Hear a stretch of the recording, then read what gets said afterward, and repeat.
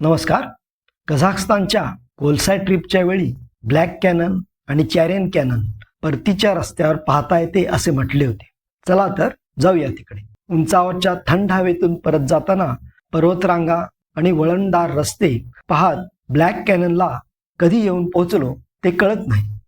तुमचे वाहन अगदी थेट या ब्लॅक कॅनन शेजारी नेता येते. इथे तशी जास्त गर्दी पाहायला मिळाली नाही. बहुतेक लोक अजूनही कोलसाय लेकवर घुटमळत असावेत. खोल दरी आणि गंभीर नाद उमटवणारा तो नदीचा प्रवाह बघायला छान वाटते.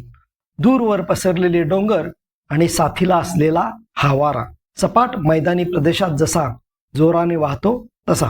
आणि हे काय, चक्क झोपाळ्यावर बसून या खोलवर असलेल्या नदी प्रवाहाचा अनुभव घेऊ शकता, पण सावधानतेनेच. पर्यटकांनी अतिउत्साहात खाली उतरू नये यासाठी संरक्षक जाळी इथे लावलेली आहे.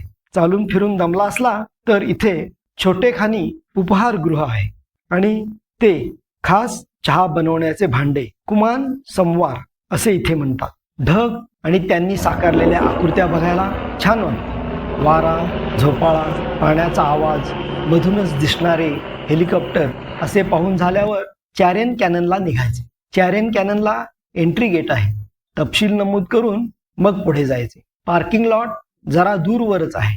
थोडे अंतर चालून गेल्यावर इथला प्रदेश दृष्टिक्षेपात येऊ लागतो. डोळ्यात न मावणारे असे हे चॅरेन कॅनन. इथे जर भटकंती करायची असेल तर फिजिकल फिटनेस एकदम उत्तम असला पाहिजे. दमछाक करणारे असे चढ उतार आहेत. अगदी वरच्यावर फिरून पाहतो म्हटले तरी खाली उतरून पूर्ण प्रदेश पाहण्यासाठी 1-2 दिवस लागतात.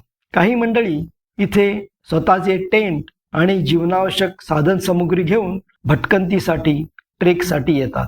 टूर ऑपरेटर्स आणि टूर गाईड्स मिळू शकतात, पण आलमाटीमध्ये चौकशी करा. इथे सुद्धा टुरिस्ट सेंटर आहे. वरच्या बाजूने चॅरेन कॅनन न्याहाळताना सावधगिरी बाळगावी लागते. निसटलेले दगडगोटे, सुटी माती यात स्वतःचा तोल सांभाळतच इकडे तिकडे फिरावे लागते. सभोवताली नजर फिरवली की एक वेगळीच अशी निसर्गाची कलाकृती पाहिल्याचे समाधान मिळते.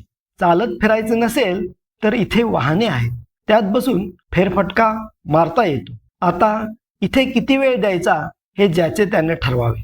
निसर्गाने साकारलेले हे कोरीव काम जरूर बघण्यासारखेच आहे. ब्लॅक कॅनन आणि चॅरेन कॅनन नक्कीच पाहण्यासारखे आहे. तुम्हाला काय वाटते ते सांगा. थँक्यू.